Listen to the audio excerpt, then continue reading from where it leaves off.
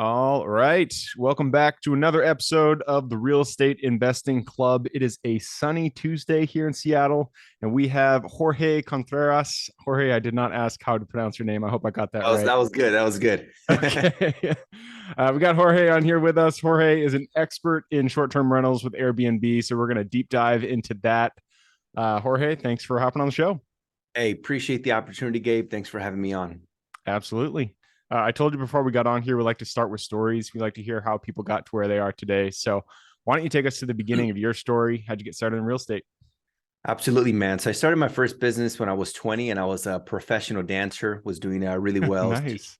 Teaching Latin dance all over the world, 25 countries plus. Had created about 8 streams of income from group classes, privates, choreographies. My partner and I would put on 2 of the largest Latin dance festivals in Los Angeles every 6 months for about 12 years. We'd have 2,000 plus attendees. Really good business. I had some leverage, but not completely. But I always refer to that business as my job. So whenever I say, oh, when I got out of the rat race, that was like my rat race, right? Because I ran the business like a job. And if I stopped working, money stops coming in. And so, yeah, it got to the point where I was just overworked, wasn't taking care of my body, my health. Ended up herniated a disc in my L5S1. And then on November 11th of 2012, I had a back surgery. Oof. And the day before the back surgery, the surgeon said it would be a 50-50 chance I'd ever walk again. Oh, man. So at the time, obviously, I needed my body in order to make money. And I was like, man, how do I make money with my mind, with my brain, rather than my body?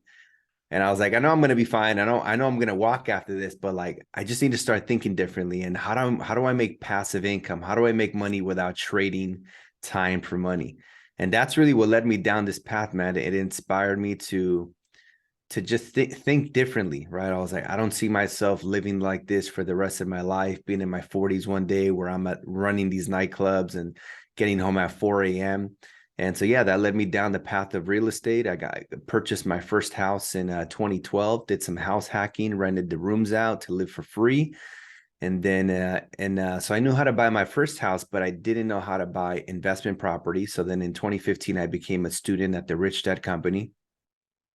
And 18 months later, my net worth exceeded $1 million. I was already halfway there, but with what I learned within 18 months, my net worth increased by about $500,000. And next thing you know, I'm a millionaire by net worth by the time I'm 30. And now here we are. Nice, man. I love it. And yeah, so often on this podcast, we talk about, utilizing real estate as a tool that allows you to exit, the rat race. But most people, they think of a W-2 income as being in the rat race. But if you're not running a business as a business, if you are the business, then that itself can become its own jail. So it's awesome that you found real estate.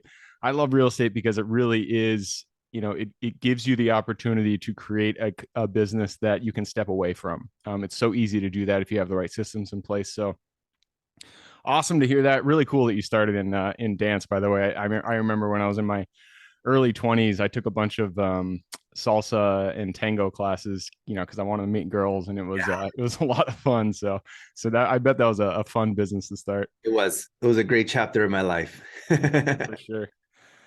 So you got started with Rich Dad Poor Dad. Awesome. 2015 is when you got started. So how did you go from that first house hack to, where you are today? Now you're doing a whole bunch of short-term rentals. For sure.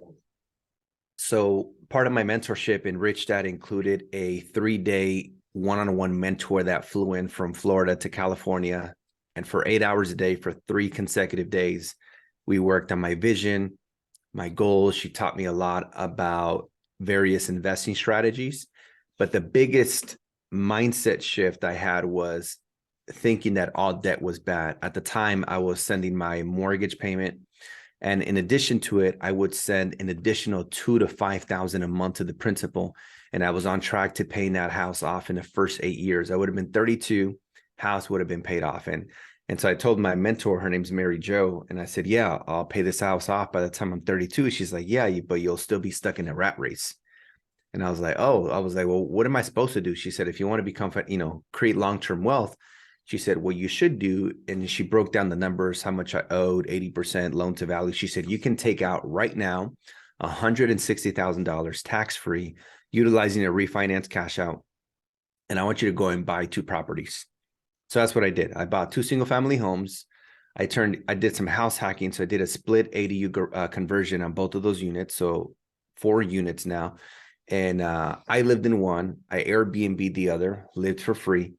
The other house I bought her from my mom.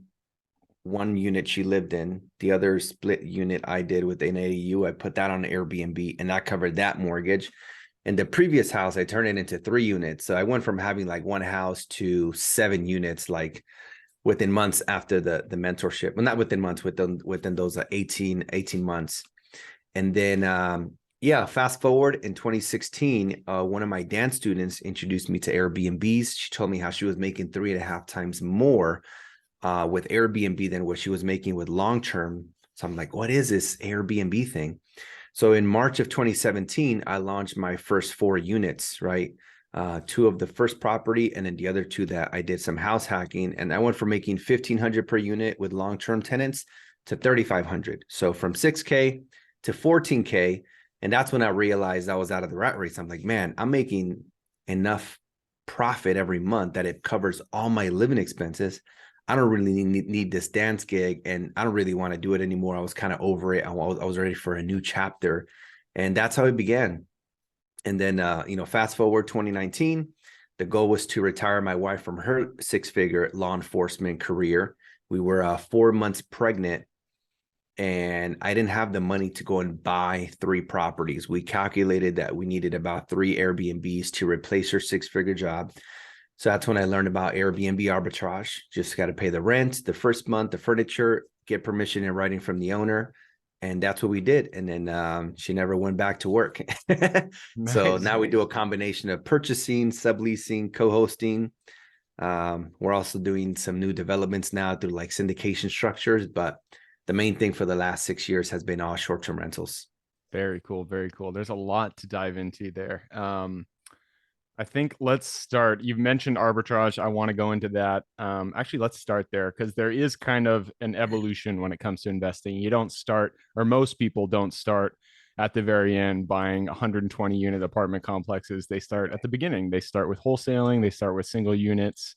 So let's talk about the evolution of short-term investing. It Absolutely. starts as I understand it. I don't do short-term, but as I understand it, it starts with arbitrage. So go into that model. How does it work, and why is it good for new investors? Absolutely. So Airbnb arbitrage is the process of where you rent a property from a landlord, and with their permission, you re-rent it as a short-term rental. It's like becoming the bank, right? Like if I walk into the bank and I deposit 10,000 and they pay me like close to nothing, and then you go in there and borrow those 10,000 from the bank, which is really my money. They might charge you 10% for whatever, a car loan or a business loan, personal loan, and the bank is making the difference. And so it's the same way, right? We are essentially becoming a bank. We rent the property for say 4,000 a month, and if we could make 8,000 a month on Airbnb, then the difference is our profit. After we pay for cleaning, utilities, rent, things like that.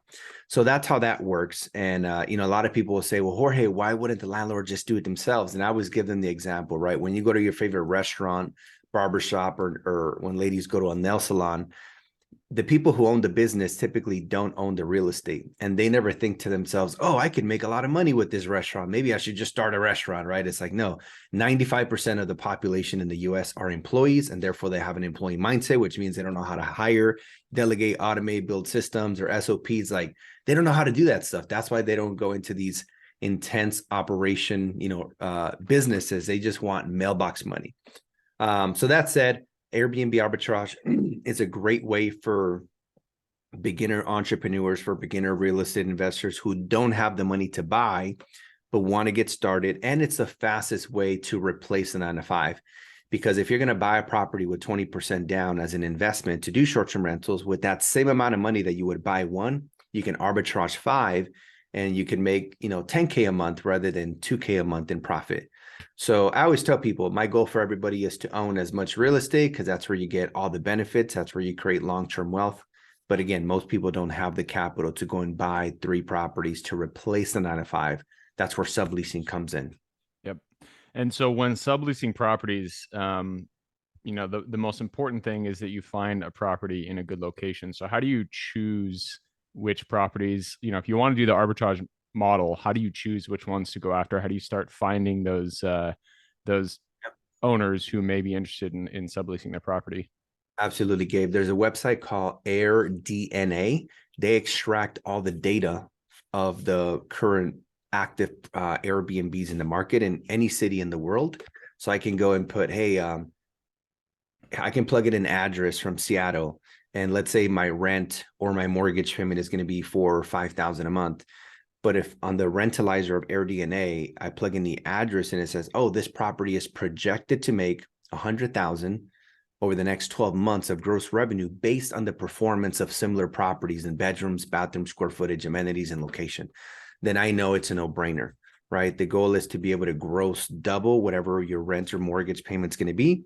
Obviously, you still got to pay cleaning and utilities, so it's not all profit, but the goal is to generate $2,000 in profit from each unit. And, we only go for like top-notch properties that have great amenities and strong primary markets. So obviously they're always going to cost more in rent or to purchase, but we want to go for the ones that are going to, make the juice worth the squeeze. So that's the software that we use in order to determine if it makes sense.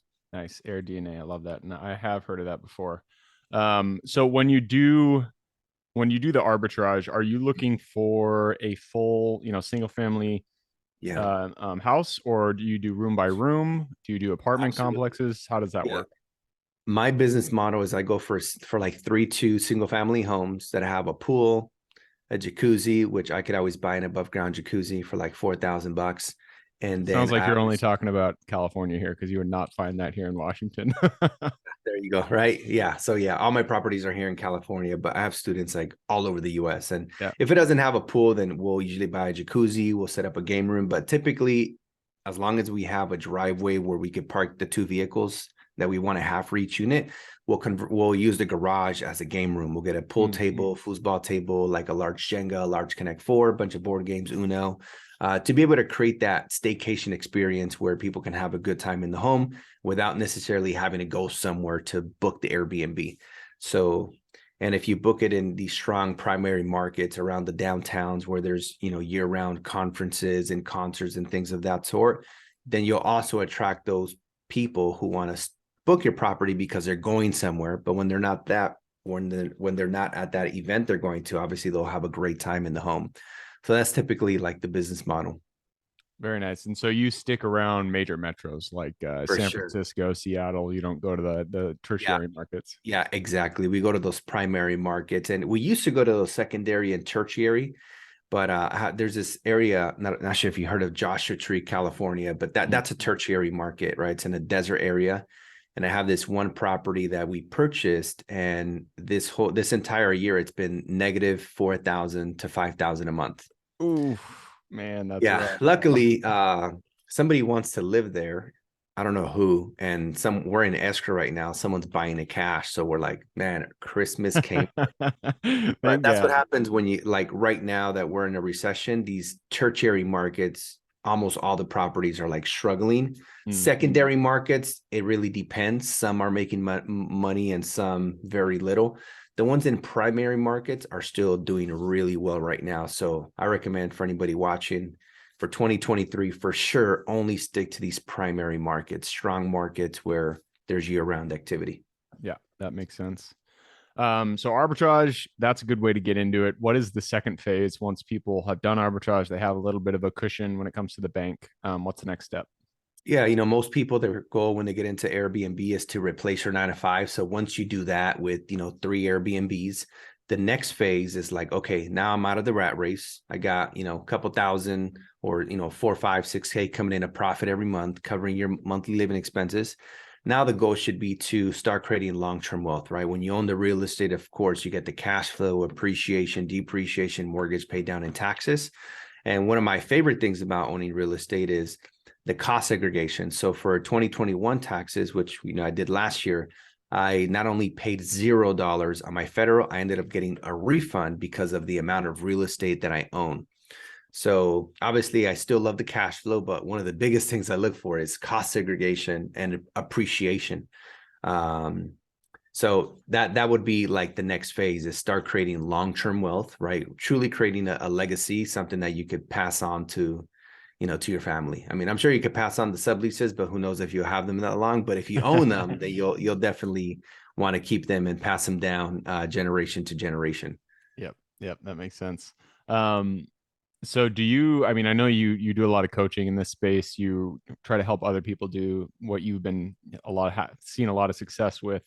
I know Airbnbs work very well with markets like Seattle, San Francisco, where price points are high, rent is high, and there's just not as much inventory when it comes to Airbnbs.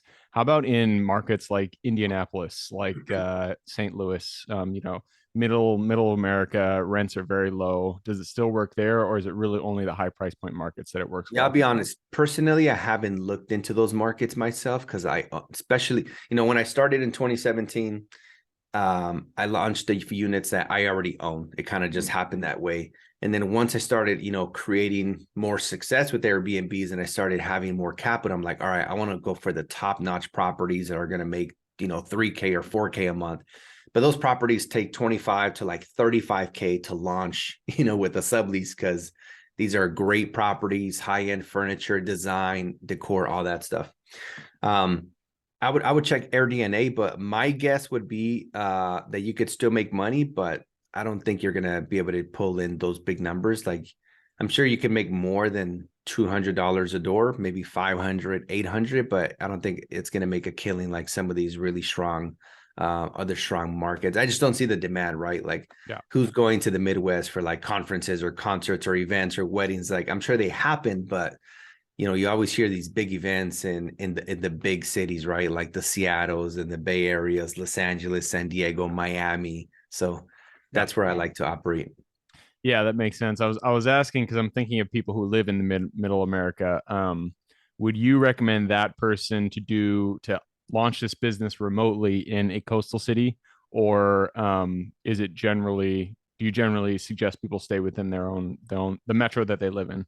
That's a great question. If the numbers make sense in their backyard, then definitely in their backyard. But if they're looking at properties in their backyard that are going to make, 800 in cash flow, or they could take their capital and go somewhere where they can make 2000, then, we show them how to launch in a different state or in a different city and how to build a team and how to create, build that boots on the ground and all that. So yeah, we always want to make sure they maximize their profits. So we go wherever the money is.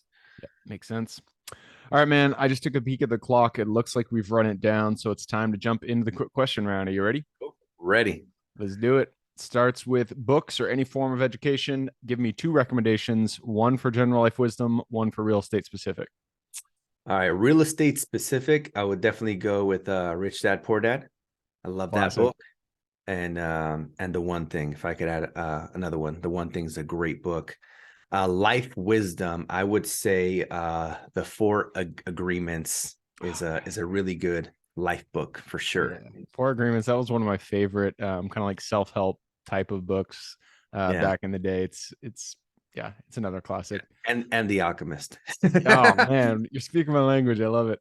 Yeah. Moving on to the next question. This is for your younger self. So let's go back to the Jorge who was still working in his dance business. Go to him, look him in the eye, give him one piece of advice moving forward. I would say, Jorge, you are going to be rich. So go and do it as quickly as possible so that you can enjoy it for as long as possible with the people you love. Man, I love that. So many people on this podcast, their advice is they wish they started earlier. I feel like that kind of echoes that same sentiment. So if you guys are out there, you're thinking about getting into real estate, just do it. Pull the trigger. Check out Jorge's website if you're interested in arbitrage, or you can do any of the other asset class we talk about here. But just don't waste time. Get out there, get it done. Moves Yes. us to the next question, and this is about your business. The people who work with us are how our businesses grow. So, what are the first three positions you hired for, and would you do it differently if you started today? First position I hired was a virtual assistant in Mexico. Then I hired a social media manager in the Philippines. And then I brought in a salesperson to take over like the enrollment calls. And yeah, I feel like that was actually the perfect way to do it. I feel like you're a VA that could do general stuff. And then social media is kind of like the first two hires that you need to start, delegating those necessary but tedious and lower income activities. Yeah.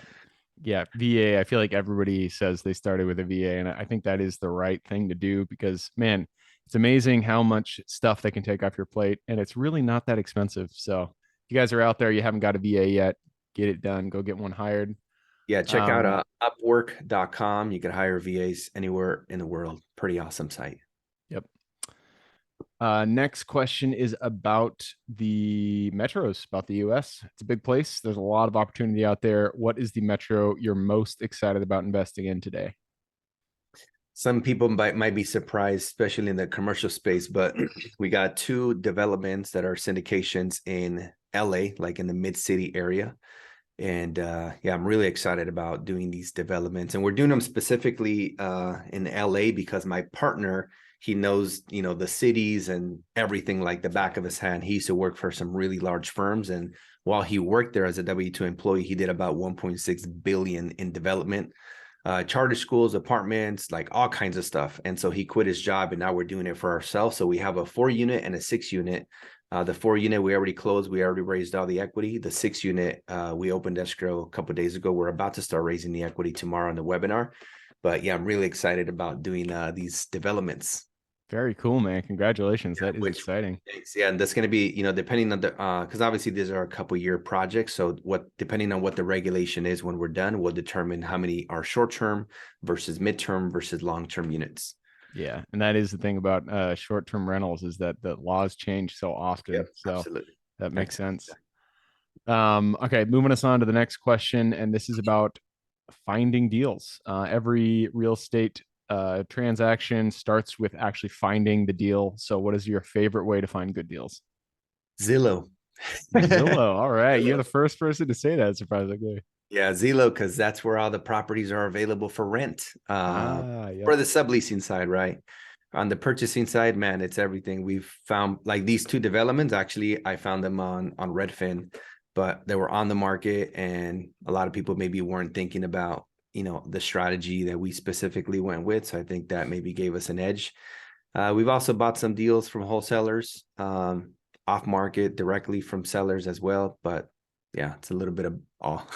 Nice. Well, yeah, and I like that you said Zillow because nobody said that because nobody's come on and talked about arbitrage.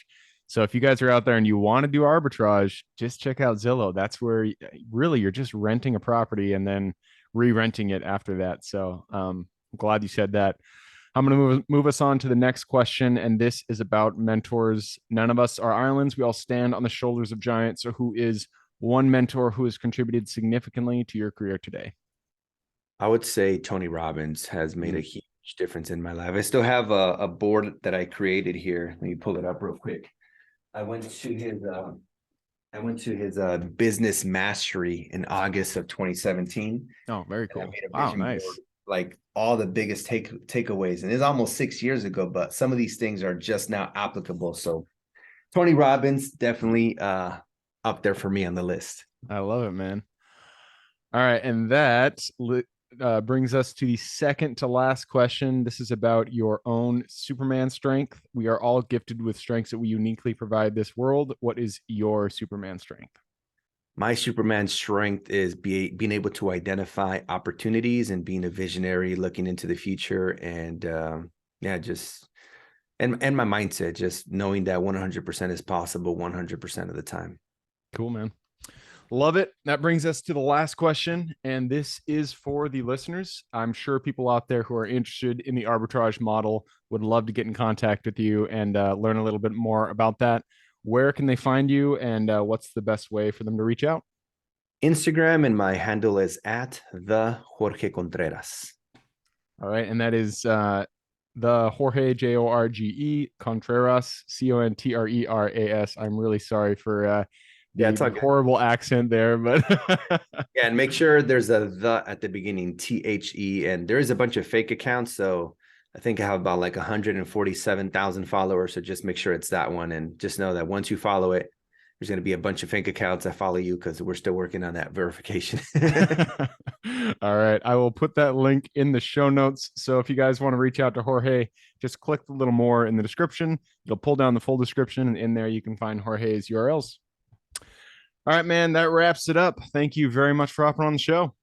Thank you, man. Have a great one. Be in Uh, touch. absolutely. For everybody who's here with us today, thank you for hopping on the show today. You are the reason we do this. So if you guys have any questions whatsoever, reach out to me, Gabe at the realestateInvestingClub.com. Other than that, if you guys want to support the show, give us a like, subscribe, all that jazz. And I hope you guys have an absolutely fantastic week. Keep rocking real estate, and we'll see you on the next episode.